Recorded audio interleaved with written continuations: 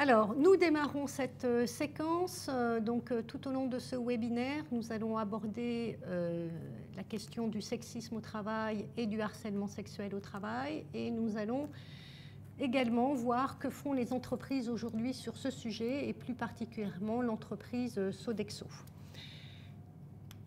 Alors, aujourd'hui, nous accueillons donc Monsieur Bertrand Delamotte. Vous êtes directeur des ressources humaines de la holding et des relations sociales du groupe Sodexo. Et puis, nous accueillons également Florence Chaper, qui est responsable de département à l'ANACT, Agence nationale d'amélioration des conditions de travail. Est-ce que Florence voulait nous dire un petit mot sur l'ANACT ? Oui, l'ANACT est une agence publique qui dépend du ministère du Travail, qui travaille en réseau avec les associations régionales d'amélioration des conditions de travail. Notre mission est de promouvoir l'amélioration des conditions de travail, notamment en agissant sur l'organisation du travail et sur les relations professionnelles, donc le plus en amont possible. Ce que nous produisons concrètement, ce sont des méthodes, des outils pour concilier qualité de vie au travail et performance, qui est d'ailleurs le sujet d'aujourd'hui. Voilà. Et cela fait plus de 10 ans que nous croisons les questions de santé, qualité de vie au travail et les questions d'égalité professionnelle. Donc ce sujet s'invite naturellement dans nos préoccupations, celui des agissements sexistes, du harcèlement sexuel, et de leur prévention. Merci Florence. Voilà. Donc moi-même, je fais partie également de l'ANACT en tant que responsable de l'offre produits et services de notre agence, puisque nous diffusons effectivement des méthodes, des formations, des webinaires. Et puis, je présente la dernière personne qui est autour de cette table, Lauriane Jubert, qui est donc directrice juridique sociale de la holding chez Sodexo, et qui viendra aujourd'hui nous apporter son témoignage en tant que manager et aussi en tant que salariée femme du groupe, et comment elle vit effectivement les actions du groupe sur la prévention du harcèlement sexuel au travail. Alors, au programme aujourd'hui, j'allais dire au menu, nous avons effectivement une petite introduction sur finalement pourquoi ce sujet, pourquoi aujourd'hui aborder le sujet du sexisme au travail et du harcèlement sexuel au travail. Et puis nous regarderons plus précisément ce que font les entreprises. Plus particulièrement, nous aurons un zoom sur l'entreprise Sodexo et sa politique de prévention et ses différentes actions en matière de harcèlement sexuel. Et puis Florence aussi ira un petit peu plus loin en nous proposant une analyse issue d'une vingtaine d'accords d'entreprises sur le sujet pour mettre un petit peu en relief que font les entreprises sur ce sujet. Et puis enfin, on abordera aussi à l'ANACT qu'est-ce que nous proposons en termes d'outils et méthodes pour agir sur le sexisme au travail et le harcèlement sexuel au travail. Et nous gardons vos questions pour l'issue du webinaire que nous traiterons tous ensemble. Alors, j'essaye de changer le slide. Alors tout d'abord, Florence, pourquoi finalement aujourd'hui, en 2019, parler de ce sujet, agir contre le sexisme au travail et le harcèlement sexuel ? Alors effectivement, l'entreprise s'empare aujourd'hui de ce sujet pour plusieurs raisons. Tout d'abord, en 2015, la loi Rebsamen sur le dialogue social a inscrit l'interdiction d'agissement sexiste au travail dans la loi, alors que le harcèlement sexuel c'était le cas depuis 2012. Donc c'est relativement récent. Et d'ailleurs, cette loi de 2015 a été renforcée par la loi travail de 2016. Ce qu'on peut dire également, c'est que l'affaire Weinstein, le mouvement MeToo, ont permis de prendre conscience que tout le monde est concerné par le sexisme au travail. Femmes et hommes peuvent être tour à tour cibles ou victimes, ou auteurs, ou témoins de manifestations de sexisme au travail. Ce qu'il nous apparaît également, c'est que jusqu'ici, le sujet était considéré sous un angle juridique.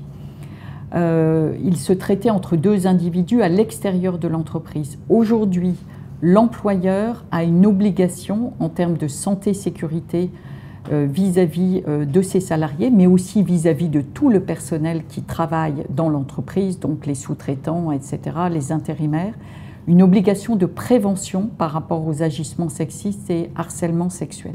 Ce qui fait que ce sujet qui ne concernait que des personnes concerne aujourd'hui toute l'entreprise. Chacun a un rôle en matière de prévention et on le voit bien au travers du référent CSE, au travers des collaborateurs considérés comme des témoins, etc. Un dernier point que j'évoquerai, jusqu'ici, et encore, c'est encore très très prégnant dans les milieux de travail, ce sujet renvoie à une question de comportement. Or, de plus en plus d'études nous montrent que c'est également un sujet d'environnement de travail, un sujet d'organisation du travail. Effectivement, des milieux de travail à faible mixité, qu'ils soient à prédominance féminine ou masculine, surexposent au sexisme au travail. C'est aussi le cas de certaines conditions d'emploi, quand on est intérimaire, quand on est stagiaire, quand on est alternant, quand on est étudiant, quand on rentre dans l'entreprise, quand on est candidat à une embauche, on est beaucoup plus exposé que le reste du personnel. Par ailleurs, certaines conditions de travail, travailler de nuit, travailler de manière isolée, travailler avec peu d'autonomie, avec une forte pression, sous un lien hiérarchique très étroit, sont des facteurs qui surexposent au sexisme au travail. Voilà un petit, si je puis dire, panorama d'un certain nombre d'éléments qui disent aujourd'hui ce sujet est rentré dans les entreprises, à l'agenda des entreprises, mais également concerne de plus en plus les salariés. C'est un sujet dont on parle de plus en plus au travail. D'accord. Donc, effectivement, vous avez déjà abordé les différents éléments de la définition. Est-ce que vous voulez compléter par rapport à ce slide Oui, juste peut-être un point, c'est la question des effets.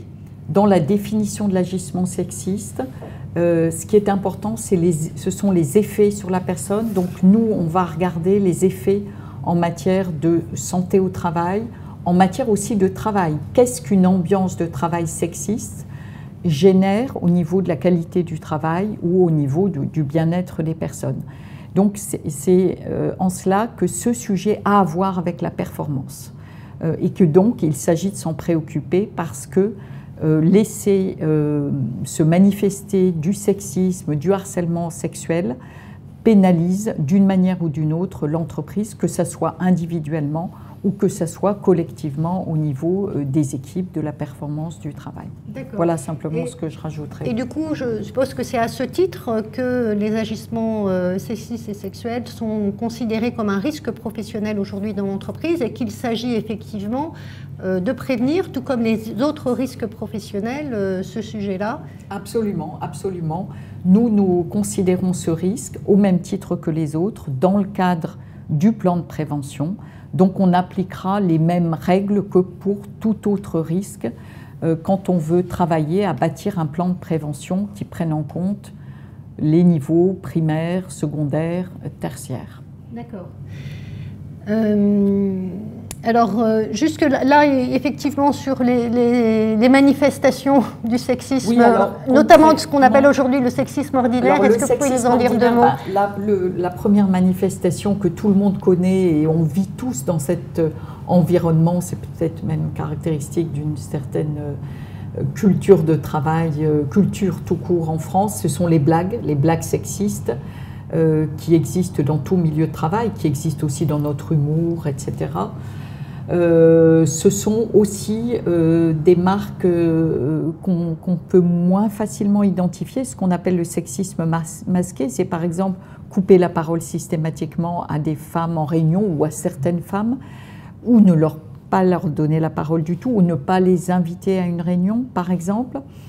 Ça peut être également des manifestations beaucoup plus hostiles quand on fait des remarques par rapport à la maternité ou à la paternité, quand on dit à un père qui a ses enfants, un enfant malade, pourquoi ce n'est pas sa femme qui garde les enfants et pourquoi lui doit s'absenter pour aller garder les enfants, c'est une manifestation qu'on peut quasiment qualifier d'hostile, étant donné que ça fait irruption par rapport à la vie privée de la personne et que ces considérations sont fortement déplacées, si je puis dire, à l'heure actuelle. D'accord. Voilà. Alors là, vous parlez beaucoup des femmes victimes. Est-ce que c'est uniquement la seule population victime? Non, justement, je viens de donner l'exemple par rapport aux hommes qui sont également victimes de sexisme. On le retrouve beaucoup au niveau des questions d'articulation des temps. Un homme qui demande un congé enfant malade, une journée de télétravail, du temps partiel, sont souvent des personnes qui sont victimes d'une manière ou d'une autre de remarques qu'on peut qualifier de sexistes.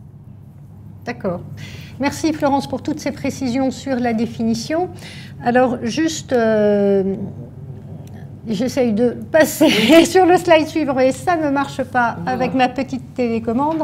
Nous allons aborder effectivement de façon plus concrète comment les entreprises agissent sur ce sujet. Et tout d'abord, Monsieur Delamotte, est-ce que vous pouvez nous présenter brièvement le groupe Sodexo, même s'il est bien sûr connu, j'allais dire, de beaucoup de monde, mais plus précisément? Avec plaisir. Donc, tout d'abord, c'est une société familiale, dont le créateur, M. Bellon, est toujours présent dans l'entreprise.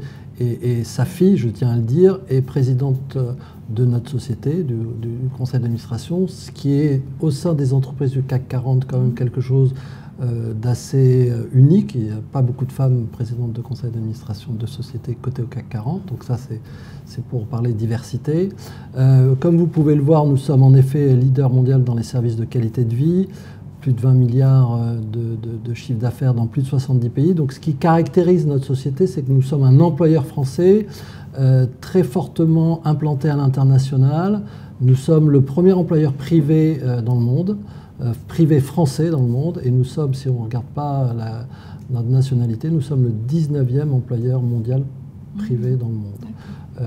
Avec plus de 460 000 collaborateurs, on sert tous les jours plus de 100 millions de consommateurs, avec plusieurs offres, je ne vais pas développer aujourd'hui, mais ce qu'on appelle les services sur site, les services avantages et récompenses, les chèques restaurants, les chèques cadeaux, restaurants d'entreprise, les services aux particuliers. Ce qui est moins connu, c'est qu'on gère des crèches, on gère des conciergeries d'entreprise. Donc on est une société avec des services qui sont présents, je dirais, tout au long de votre vie. Vous pouvez, dès la maternité, l'hôpital, l'entreprise, l'école, la maison de retraite, etc., côtoyer un service délivré par Sodexo. Nous avons plus de 100 services qui sont déployés, plus de 100 offres déployées dans le monde. Donc voilà, rapidement sur ma société. Très bien. Alors, en 2017, il me semble que vous avez signé un accord sur le harcèlement sexuel au travail. Alors, comment et pourquoi un groupe tel que le vôtre, Sodexo, a mis en place cet accord? Est-ce que c'était à l'issue d'un événement précis ou parce qu'il y avait des cas répétés? Ou comment un groupe tel que le vôtre s'engage et dit maintenant, il faut signer un accord sur ce sujet-là? Alors, juste avant de signer cet accord en 2017, ma société est une société qui développe le dialogue social depuis très longtemps avec les syndicats. Nous avons une organisation syndicale qui s'appelle l'Union internationale des travailleurs de l'alimentaire, de l'agriculture, de l'hôtellerie et la restauration, avec lesquels nous travaillons depuis très longtemps. Et nous avons, dès 2011, signé un accord mondial sur les droits fondamentaux au travail, respect des individus, pas de travail forcé. Voilà, c'est quelque chose qu'on a signé dès 2011.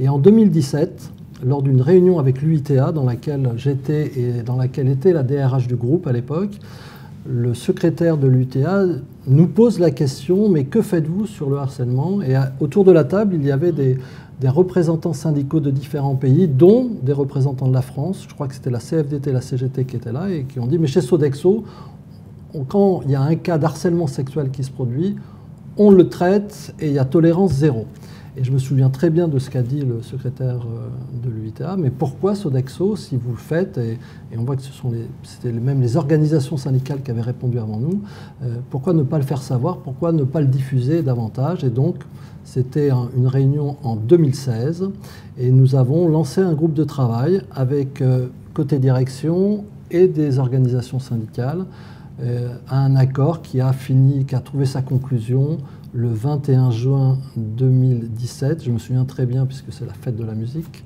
et c'était avant les affaires Weinstein, avant les affaires MeToo, etc. Et ça faisait plus d'1 an qu'on travaillait dessus. Donc tout ça pour vous dire que cet accord qu'on a signé de respect de la femme, etc., était précurseur, mais en même temps il s'inscrivait dans une foulée sur respect des individus, respect du droit de l'homme, respect au travail, etc. Et la femme aussi. Voilà, c'était dans cette logique-là qu'on a signé cet accord en 2017. Cette occasion. Je rappelle ici pour tous ceux qui nous suivent, donc il y a eu effectivement un guide produit sur tolérance zéro du harcèlement sexuel, donc c'est l'organisation syndicale qui a fait ça, et notre accord qui est là en parallèle à côté. Voilà, très bien. Donc restons sur votre accord justement. Oui. Est-ce que vous pouvez nous dire 2 mots sur son contenu? Alors, le contenu de l'accord, c'est tout d'abord, je dirais, quelque chose peut-être d'assez classique. C'est une définition. Qu'est-ce que c'est que le harcèlement sexuel? Et je dirais, parce que des fois, on ne se rend pas toujours compte du sexisme, du harcèlement sexuel, des attitudes qu'on peut avoir. Donc, une définition du harcèlement sexuel.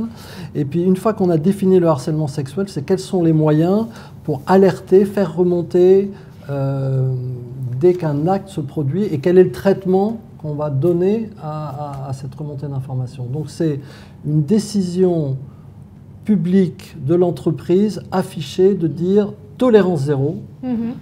Tous nos managers dans l'entreprise doivent savoir que notre entreprise ne tolérera pas ce genre de choses. Voilà qu'est-ce que c'est qu'un harcèlement sexuel.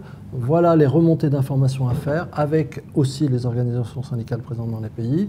Et voilà comment ce problème sera traité, cette problématique sera traitée. Donc c'est un engagement public très très fort et je crois savoir que nous sommes, en tout cas dans notre branche, dans la restauration collective, la seule société à avoir signé un accord mondial de prévention contre le harcèlement sexuel. D'accord. Alors, on reviendra tout à l'heure justement sur les différentes actions portées dans cet accord et puis aussi cette envergure internationale et à savoir est-ce qu'il y a des différences finalement parfois entre pays sur le sujet. Juste pour passer la parole à Florence et nous dire que Florence, vous aussi vous avez regardé finalement ce qu'ont fait d'autres entreprises en matière d'accords. Oui, tout à fait. Nous avons analysé une 20aine d'accords. 18 datant d'après 2017, à partir de 2017. Donc on voit bien qu'il y a une montée en puissance des accords qui intègrent ce sujet de prévention. On a été étonné de constater que finalement ce sujet de prévention des agissements sexistes ou du harcèlement sexuel ne se situe pas uniquement dans les accords égalité, 7 sur 20. Ils sont logés également dans les accords QVT, dans les accords égalité QVT. Donc on voit bien que c'est un sujet aussi et avant tout peut-être de santé et sécurité au travail. Ce qui nous a intéressé également dans les accords, c'est de regarder finalement qu'il y avait quand même une grande disparité dans les acteurs mentionnés dans ces accords. Certains accords n'évoquent que les acteurs médicaux ou paramédicaux. On est dans de la prévention tertiaire, c'est très clair. D'autres évoquent l'encadrement, peu, ou les managers. Plus largement, des accords innovants, progressistes, tels celui de Sodexo, mentionnent tous les collaborateurs, leur attribuent un rôle dans la prévention, un rôle de témoin. Certains également évoquent les sous-traitants, les fournisseurs, les usagers, les clients, les intervenants extérieurs, aussi bien comme pouvant être cible de sexisme que comme pouvant être auteur de sexisme. Dernier point, et pour rebondir sur ce que vous disiez par rapport à la question des définitions, on a été étonné de trouver que dans certains accords, il n'y a pas de définition, ou une définition très psychologique parfois, pas même juridique, on imagine qu'il réfère à la loi. Dans certains accords, on évoque le harcèlement sexuel sans évoquer les agissements sexistes, ou l'inverse, on évoque les agissements sexistes mais pas le harcèlement sexuel. Et ce qui est intéressant quand même, c'est de noter que dans 8 accords sur 20, harcèlement moral et harcèlement sexuel sont associés. Voilà, ça nous est apparu intéressant. D'accord, effectivement, une sorte d'hétérogénéité sur les définitions et parfois de confusion. Voilà, ou d'association, et quelques accords également qui mentionnent la question de la discrimination sexiste. D'accord, voilà. Ok. Alors, en ce qui concerne donc les différentes actions de prévention, votre regard a porté sur les actions d'entreprise, sur plus particulièrement 3 niveaux, qui sont les niveaux classiques de prévention en termes de risques professionnels. Oui, tout à fait. Alors nous avons cherché à regarder en termes de prévention primaire, qu'est-ce qui était fait concernant des démarches collectives de prévention, notamment qu'est-ce qui était fait au niveau des accords, au niveau de l'organisation du travail, au niveau des politiques égalité, tout ce qui en amont peut limiter ou réduire les facteurs de risque de sexisme ou de harcèlement sexuel. Dans un deuxième temps, nous avons regardé au niveau de la prévention secondaire toutes les actions qui pouvaient concerner l'information, mais aussi la sensibilisation et la formation, donc qui s'adressent plutôt aux individus, qui visent à les équiper, à les sensibiliser. Et puis dans un troisième temps, tout ce qui concerne la prévention tertiaire, quels dispositifs les entreprises mettent en place dans ces accords pour pouvoir prendre en charge une plainte, accompagner les victimes, mais aussi peut-être les auteurs, les témoins, les équipes de travail. Voilà. D'accord, très bien, merci. Alors, si vous le voulez bien, Monsieur Delamotte, je vous invite à reprendre justement cette catégorisation et notamment en termes d'actions de prévention. Et en ce qui concerne ce niveau primaire, c'est-à-dire intégrer les risques dans des démarches collectives de prévention, vous avez signé un accord, déjà un accord progressiste, nous dit Florence. Est-ce que vous pouvez nous dire un petit peu plus, donc qu'est-ce que vous engagez comme action pour prévenir les situations d'harcèlement sexuel, plus particulièrement? Alors moi j'espère que je vais tout faire dérouler dans le bon ordre, 1, 2, 3. On a signé un accord. On a communiqué sur cet accord dans l'ensemble de nos pays, parce que quand même, j'ai dit 70 pays, plus de 30 000 sites sur 460 000 collaborateurs. La vraie difficulté que nous avons, c'est de bien faire diffuser l'information à tous les stades de l'entreprise. Donc ça, c'est un vrai enjeu. Et dans le cadre de la prévention, donc nous avons fait traduire cet accord, nous avons mis cet accord sur intranet, nous avons aussi informer, sensibiliser nos organisations syndicales. On a eu un comité d'entreprise européen récemment, on leur dit voilà la formation, faites diffuser ça dans vos pays. Donc la prévention chez nous passe par l'information et aussi toujours informer le plus possible. On a, quand un collaborateur rentre dans l'entreprise, une période d'intégration dans laquelle une sensibilisation est donnée sur ce sujet, comme aussi sur le sujet des risques psychosociaux. Donc des informations sont faites au démarrage. Et puis il y a aussi, moi je dirais qu'un des piliers de la réussite de ce genre d'accord, c'est l'engagement de la direction générale. Je ne sais pas si on y reviendra tout à l'heure, mais notre directeur général a très très clairement affiché la volonté de l'entreprise d'être sur zéro tolérance sur ce sujet du harcèlement sexuel, tolérance zéro, et c'est vraiment, publiquement, il a dit, on a eu un cas qu'on a traité même à très haut niveau dans l'entreprise, et c'est tolérance zéro par rapport à ça. À partir du moment où vous avez une direction d'entreprise qui affiche clairement une position, après il faut évidemment qu'on mette en place des moyens d'information diffusés, mais je pense que c'est vraiment la réussite de la prévention, c'est l'information, la communication, l'effet aussi, moi je dis des fois de répéter, il y a un côté pédagogique de dire, bon, on l'a déjà dit, mais on le redit, des outils qui sont affichés, de l'affichage, on met en place des formations, on va y revenir sûrement tout à l'heure. Tout à fait. Donc j'entends là qu'il y a aussi un principe d'exemplarité, notamment donc pour les cadres de l'entreprise et la direction jusqu'au plus haut niveau, sur cette tolérance zéro. Au niveau des collectifs aussi, vous m'avez dit que tout à l'heure en préparant un petit peu ce webinaire, vous aviez parfois aussi des groupes de discussion, notamment pour les LGBT. Oui, alors nous avons, alors ça dépasse... Alors peut-être juste préciser, Florence, LGBT pour peut-être nos auditeurs qui ne connaissent pas. Lesbiennes, gays, transgenres et transsexuels. Voilà, qui sont également des populations touchées par les agissements sexistes au travail. Alors, Sodexo a, avant ces notions même de sexisme ou d'harcèlement sexuel, qui sont assez récentes, l'avez-vous dit, somme toute dans l'entreprise, a depuis très longtemps focusé, centralisé sur la diversité dans l'entreprise. La diversité dans l'entreprise est, comme vous l'avez dit vous, un facteur de performance, donc on dit que c'est un facteur de richesse pour l'entreprise, la diversité, et nous avons un certain nombre d'axes de travail, notamment un des axes, c'est tout ce qui est orientation sexuelle, ce que vous venez de dire, LGBT, et il y a des groupes de travail, il y a des réseaux qui existent dans l'entreprise où les gens échangent sur leurs différences, sur le fait de pouvoir s'exprimer, sur quels sont les obstacles qu'ils peuvent voir éventuellement à travers de l'entreprise, comment faire changer les choses. Et je dirais cette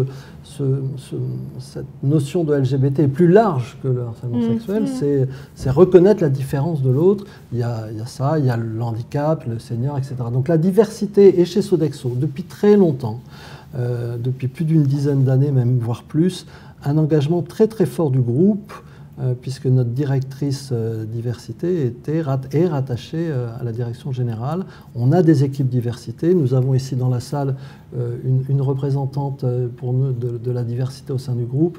Et c'est un engagement très fort dans l'intérêt des entreprises. L'intérêt d'une entreprise, on est une entreprise de service, on a des employés, et plus on a de diversité, mieux c'est. On ne peut pas reproduire sans arrêt les mêmes schémas.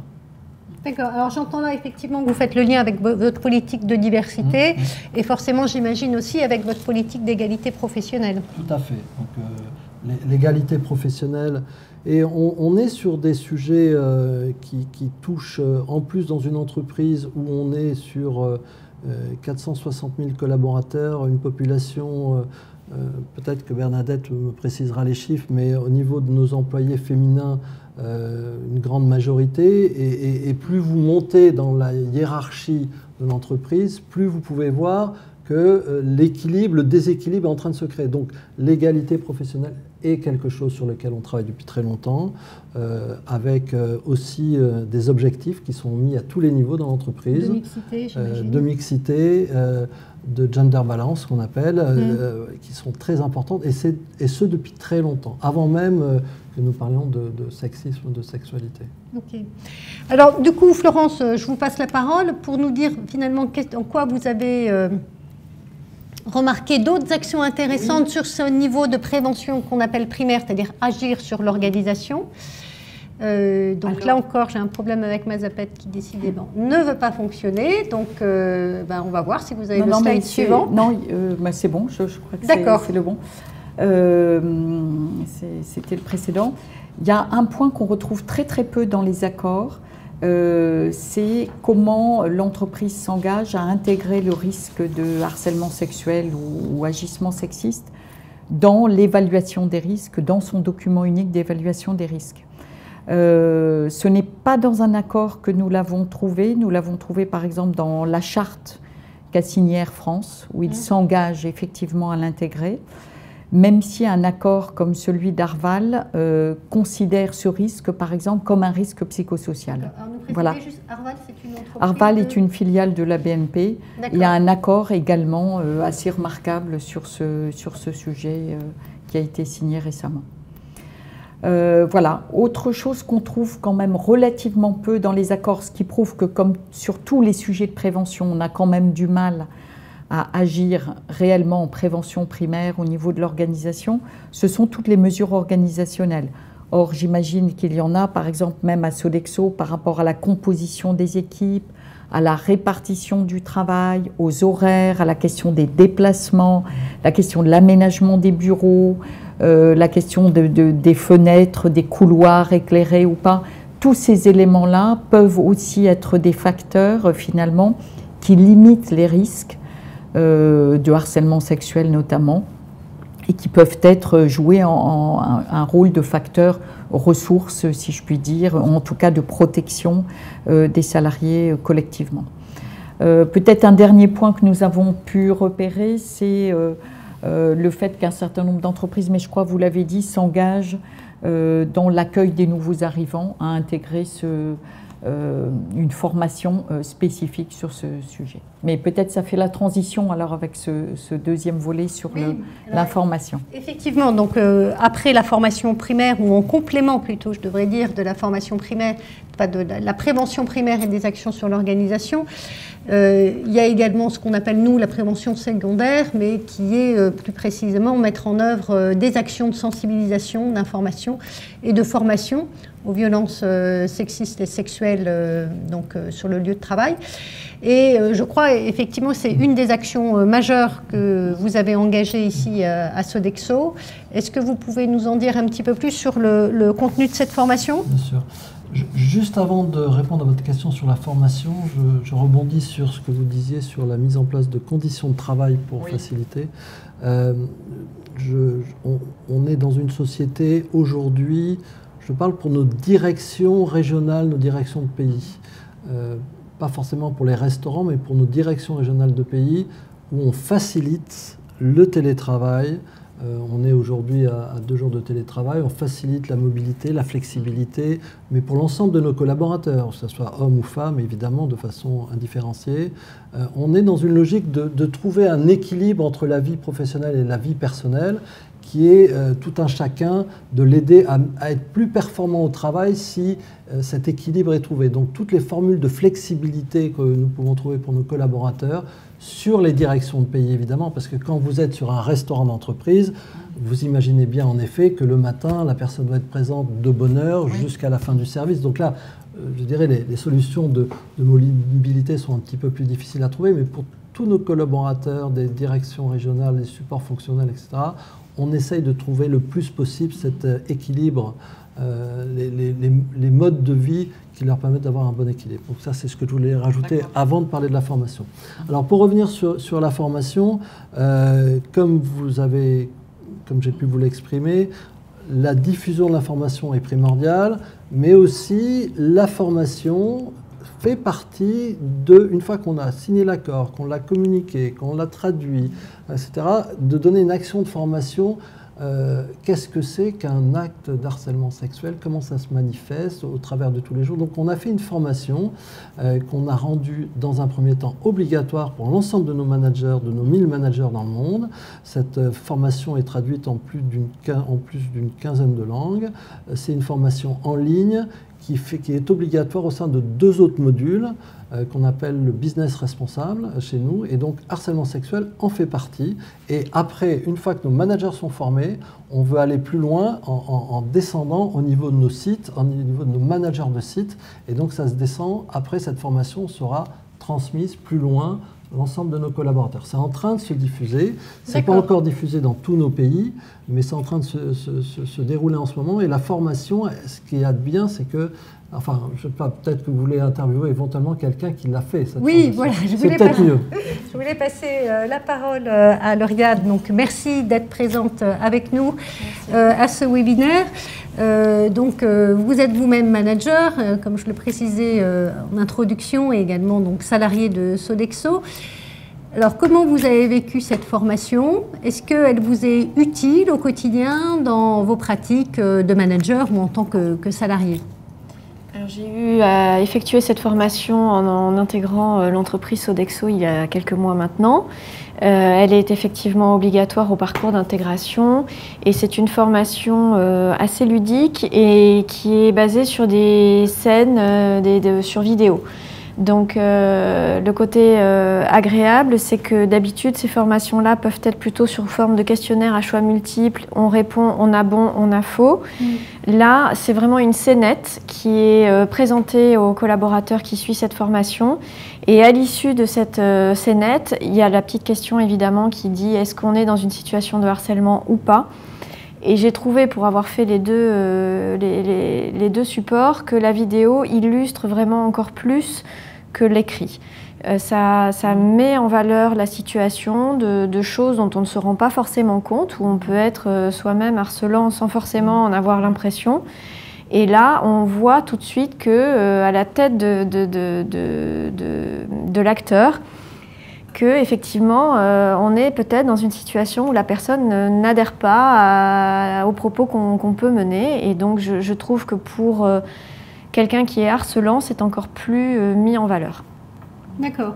Et alors, dans vos pratiques managériales au quotidien, comment vous l'appliquez ou à quoi vous faites attention? Alors, dans mes pratiques en tant que manager, collaborateur, opérationnel, cette formation m'aide beaucoup. D'abord, peut-être d'un point de vue de manager. Alors, effectivement, ça pourrait m'aider si éventuellement j'avais détecté une scène qui, selon moi, pouvait être reproduite. Effectivement, ça m'aurait aidé à corriger quelque chose qui était encore modifiable. Et ça m'aide surtout dans mon quotidien, puisque, comme vous l'avez dit au démarrage, je suis dans les relations sociales, et donc je peux être amenée à accompagner un collaborateur en situation de détresse qui ne sait pas s'il est encore ou pas dans une situation de harcèlement. Et donc, eu égard à cette vidéo, je peux être amenée à lui rappeler telle ou telle scène et lui demander dans quelle situation il peut se trouver. D'accord, donc là, on va l'aborder tout à l'heure, c'est dans le traitement en fait de la plainte et comment effectivement la prendre en charge. Ou en tout cas, quand on en est encore au stade de s'interroger. D'accord. Et vous, plus particulièrement en tant que femme collaboratrice du groupe, comment vous vivez? Est-ce que c'est bien aujourd'hui que les entreprises abordent ce sujet? Ou est-ce que vous vous dites, bon, finalement, non, je ne suis pas vraiment confrontée, on a l'habitude, on sait gérer ça Alors, c'est un peu un mélange de tout ça, c'est-à-dire qu'effectivement, depuis une dizaine d'années, je suis quand même amenée à voir un certain changement de comportement, aussi bien des femmes que des hommes. De plus en plus, on se rend compte des choses, autant quand on est une femme que quand on est un homme. Je trouve que les hommes font quand même beaucoup d'efforts depuis 2-3 ans sur ce genre de sujet.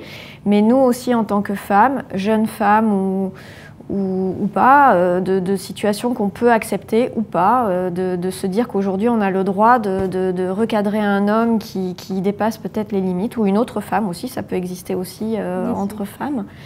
Donc les actions portent leurs fruits, en tous les cas en termes de prise de conscience?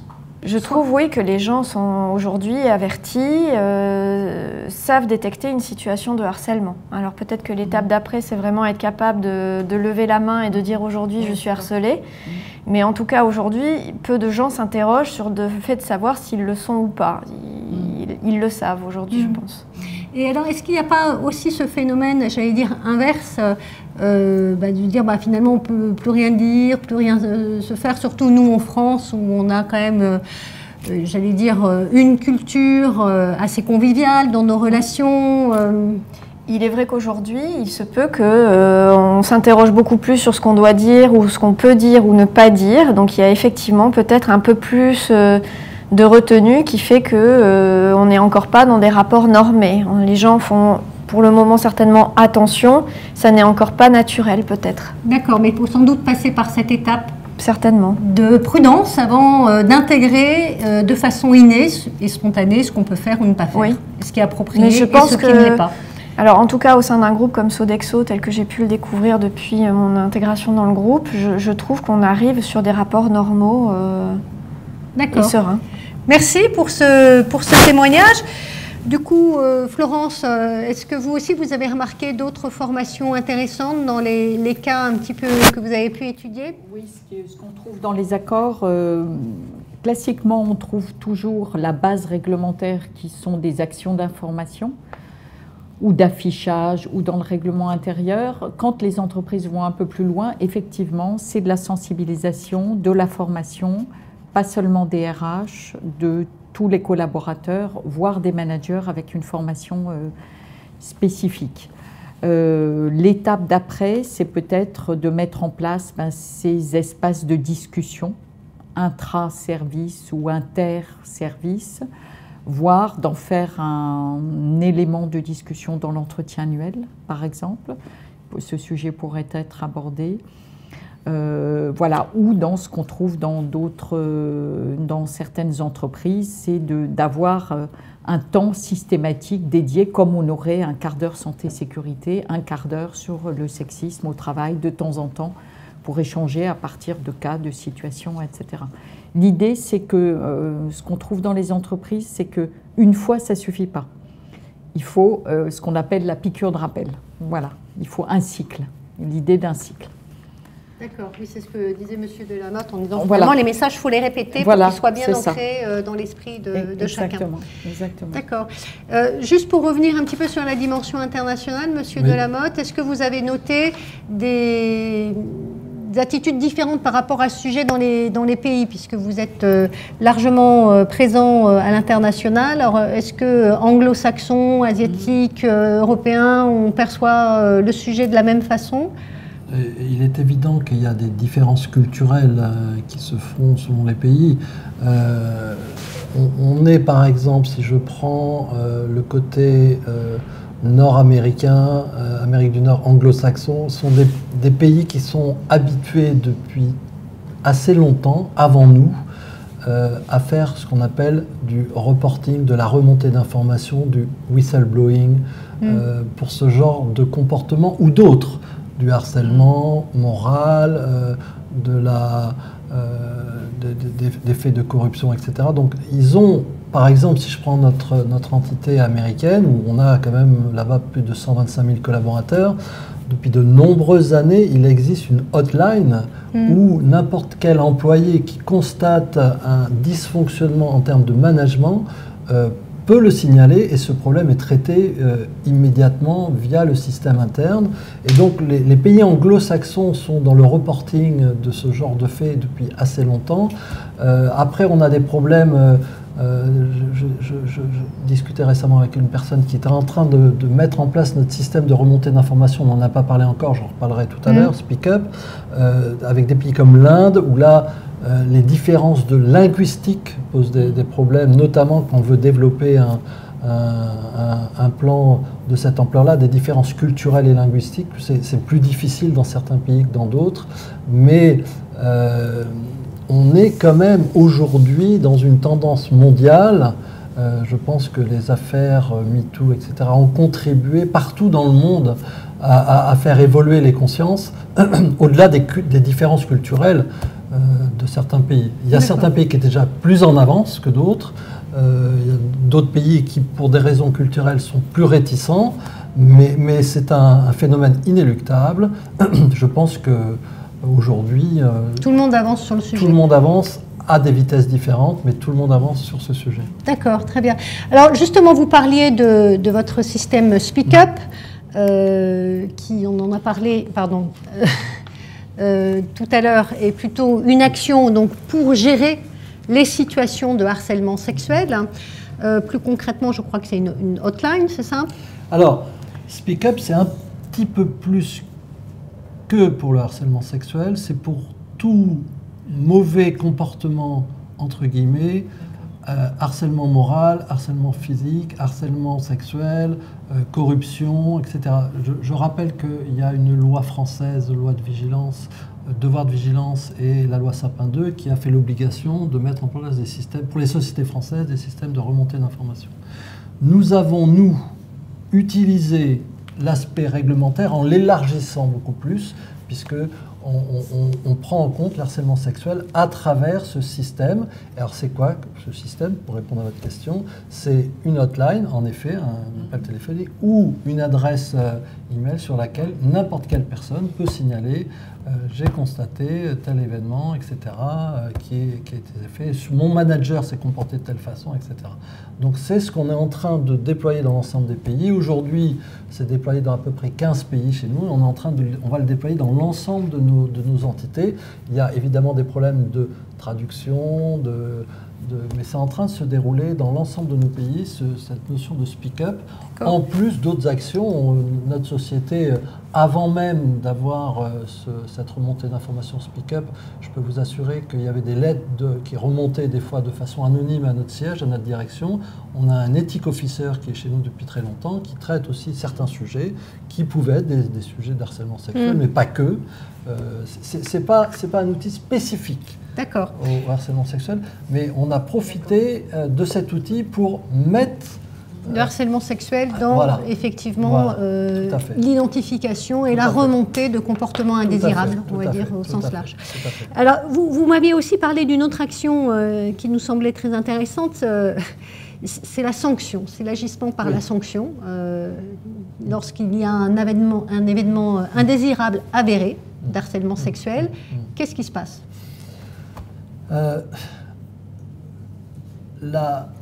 Dans ce genre d'événement, la problématique, je sais qu'il y a des formations aujourd'hui sur le rôle de témoin, la difficulté, quand ça remonte, c'est de bien identifier. Donc ce qui se passe, c'est qu'il y a automatiquement une enquête, une investigation qui est faite, soit avec des représentants du personnel, soit avec l'éthique officer, soit avec la direction de pays.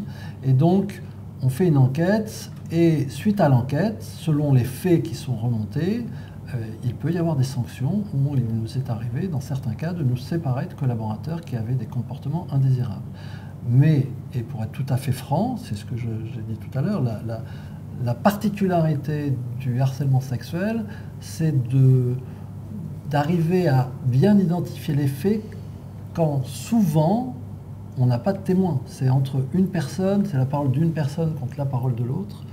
Et donc on doit, les enquêtes qu'on mène, les investigations peuvent parfois prendre du temps, mais c'est un faisceau d'indices qui est recherché en disant, voilà, telle personne, c'est vrai que publiquement, il a eu tel type de remarque, ou il a fait... Donc on fait une enquête, ça prend plus de temps, je dirais, qu'une autre sanction à prendre pour...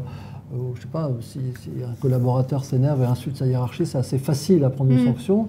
Là, on est toujours... C'est une affaire beaucoup plus délicate, et on doit aussi, par respect, être sûr de la décision qu'on prend. Parce que quand on prend une sanction contre quelqu'un qui était harceleur, on sait aussi qu'on va un peu détruire, entre guillemets, on peut détruire sa famille, etc. Donc, je veux dire, les sanctions que nous prenons sont à chaque fois pesées, analysées, mais en même temps, on ne peut pas tolérer des faits comme ça, ce ne sont pas tolérables. Donc. Alors, du coup, je me tourne vers Lauriane. Vous, en tant que manager et juriste, vous accompagnez, vous nous avez dit aussi, ce processus de plainte.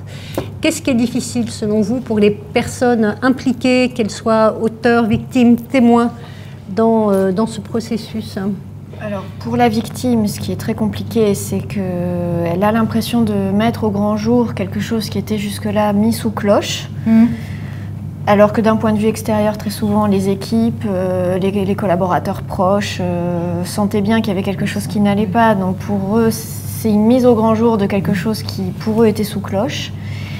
Et pour la personne incriminée, c'est souvent très très violent parce qu'ils ont l'impression d'être dans leur bon droit et de ne pas du tout être sur le terrain du harcèlement. Donc il y a une forme d'ignorance ou de déni. Il y a une forme de déni, d'ignorance et de perte de repères qui fait qu'ils ne savent plus qu'ils sont dans le mal par rapport au bien. Donc comme le dit Bertrand, c'est effectivement lourd de conséquences quand on a à traiter ce dossier-là parce qu'on fait éclater des familles le plus souvent, puisque pour la victime, il faut produire des preuves.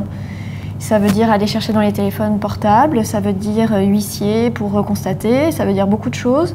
Et pour la personne incriminée, ça veut dire effectivement aussi une enquête qui peut aussi appeler à regarder les messages, le comportement, les témoignages. Donc ça révèle au grand jour quelque chose qui a été vécu vraiment dans le secret pendant plusieurs mois et qui a mûri dans une tension forte et qui explose d'un jour. D'accord.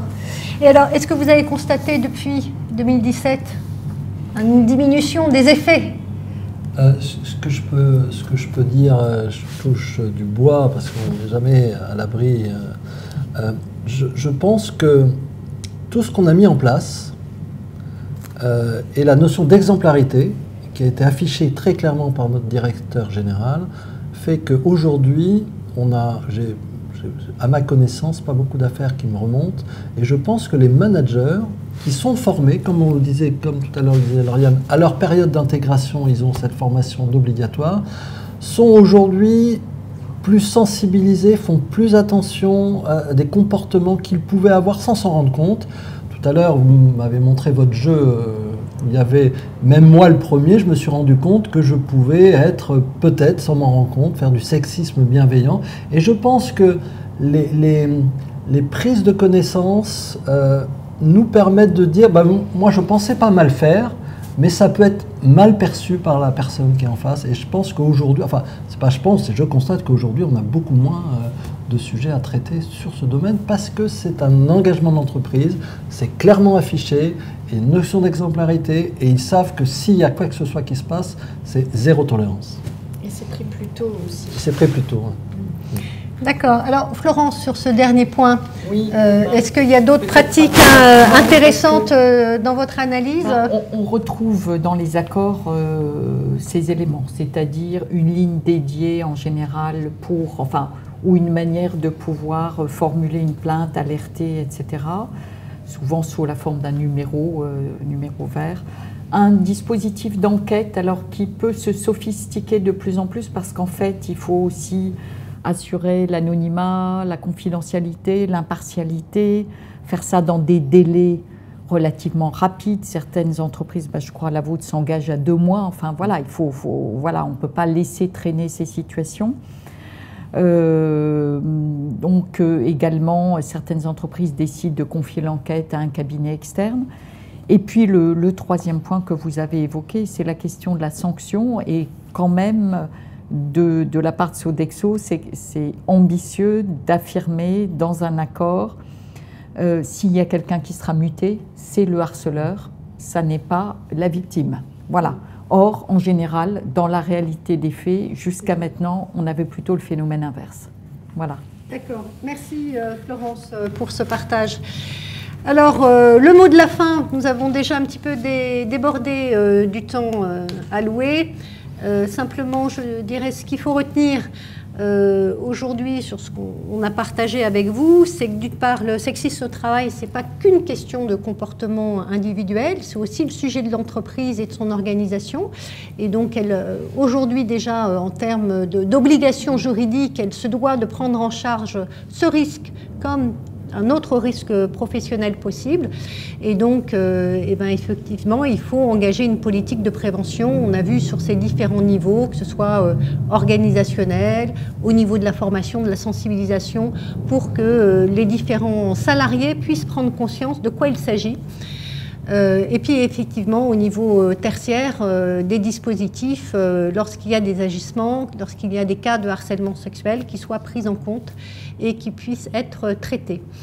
Et également, alors je me tourne vers Monsieur Delamotte pour conclure un petit peu ce retour d'expérience, puisque nous avons dans nos auditeurs d'autres chefs d'entreprise, des DRH, des représentants des salariés, mais surtout si vous deviez vous adresser, j'allais dire, à un pair ou à une paire DRH, quel serait le conseil que vous lui donneriez? Il souhaite s'engager et engager son entreprise dans cette démarche.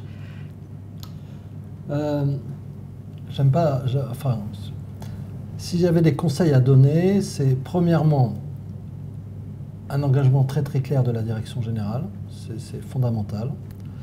Deuxièmement, associer les représentants du personnel, parce que dans ce genre de phénomène, qu'est-ce qui se passe souvent, qui peut se passer avant, c'est que les représentants du personnel avaient des remontées d'informations, donc là ils peuvent se dire, c'est plus nous maintenant, c'est l'entreprise, etc. Donc il faut dès le début associer les représentants du personnel.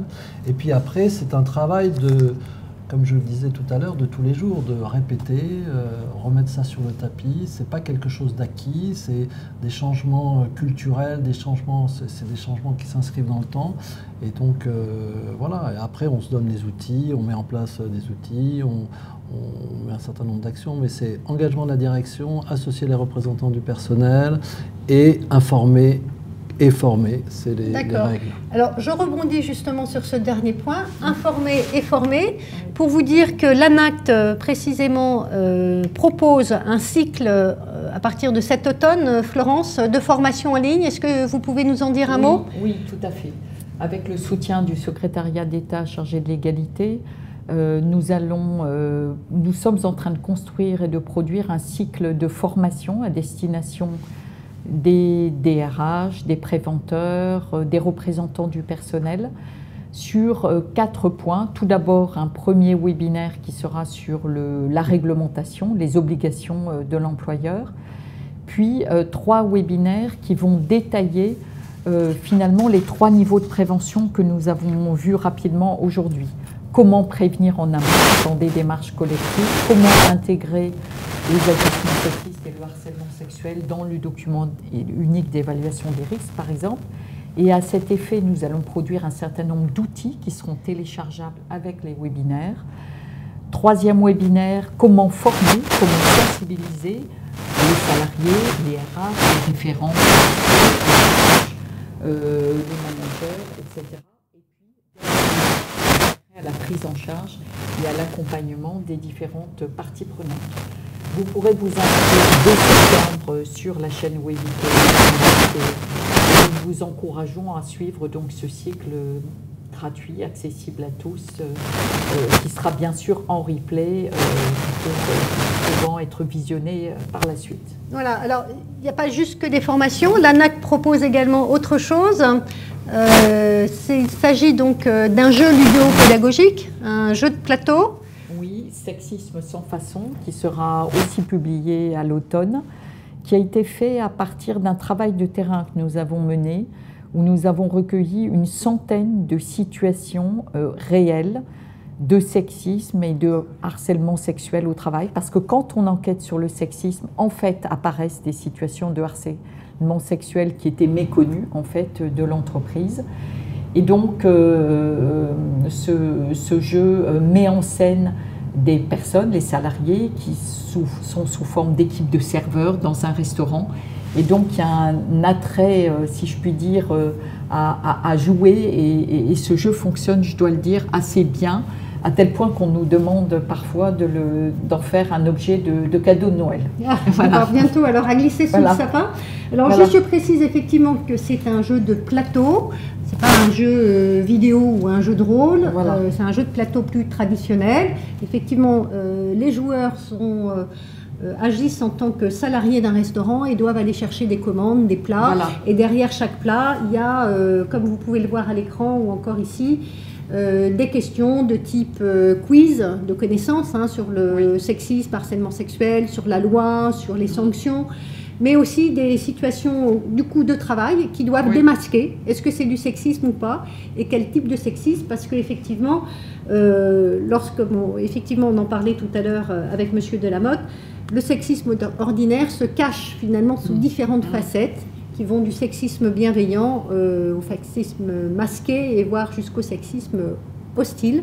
Donc il s'agit effectivement de mieux connaître ces différentes facettes du sexisme pour pouvoir être plus conscient de ces agissements au quotidien. Voilà, on y parle aussi, les situations concernent aussi le harcèlement sexuel, l'agression sexuelle, toute la gamme, si je puis dire, du non-sexisme également.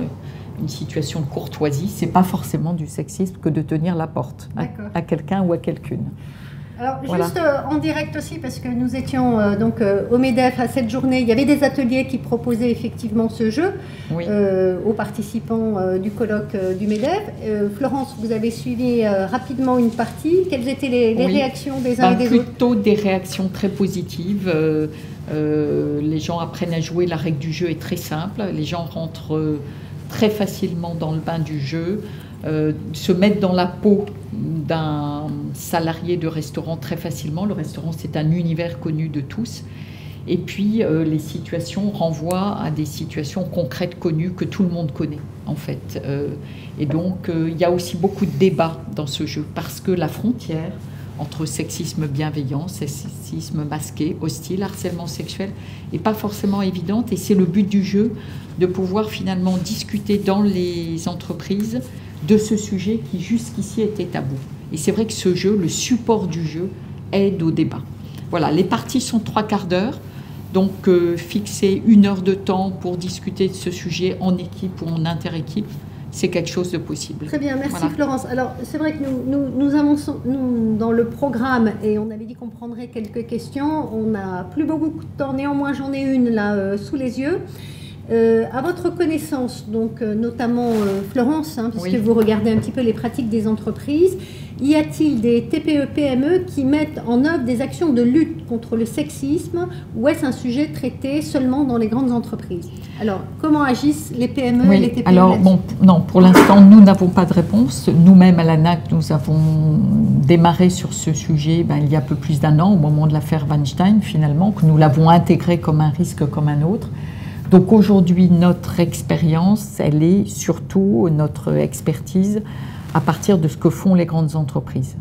Mais il est évident que notre cible étant effectivement les PME, et ce jeu, par exemple, ou ce cycle de webinaire est totalement adapté pour les petites entreprises, un responsable du personnel, un responsable de la prévention, peut très facilement, voire même un chef d'entreprise directement, peut s'approprier comme outil de sensibilisation, formation de son personnel et s'appuyer totalement sur le jeu et peut s'appuyer sur le cycle de webinaire pour sa propre, si je puis dire, formation. Voilà, donc effectivement, nous sommes à la disposition des entreprises, si elles le souhaitent, les petites, les moyennes, les ETI également, pour les accompagner aussi peut-être à bâtir leur plan de prévention. Voilà. Très bien. Merci Florence, merci à tous les trois pour avoir partagé ce plateau. Vous retrouverez effectivement d'autres webinaires en ligne dès la semaine prochaine parce que, comme vous le savez sans doute, c'est la semaine de la qualité de vie au travail qui débute dès lundi prochain.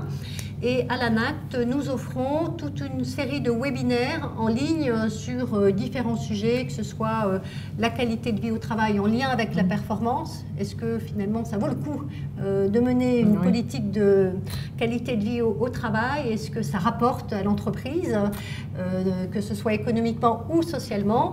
Mais également d'autres sujets liés notamment au maintien dans l'emploi des personnes, des différentes populations au travail et l'impact aussi du numérique sur les conditions de travail.